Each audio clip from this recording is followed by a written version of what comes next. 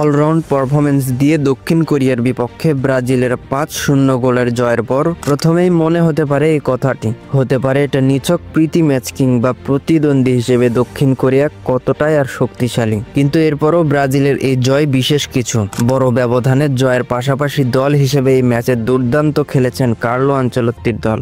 সিউলে ব্রাজিলের গতি, ছন্দ, কৌশল এবং নিজেদের মধ্যে বোঝাপড়া ছিল চমৎকার। পুরো ম্যাচে একই ধারায় খেলেছেন ব্রাজিলিয়ান তারকারা। বলা যায় লম্বা সময় পর মনে রাখার মতো কোনো ম্যাচ উপহার দিল 5 বারের বিশ্ব চ্যাম্পিয়নরা। ম্যাচ শেষে তাই স্বাভাবিকভাবে উচ্ছ্বসিত ব্রাজিল কোচ কার্লো আনচেলত্তি। এটি ছিল সামগ্রিকভাবে দলীয় নৈপুণ্যের দারুণ প্রদর্শনী।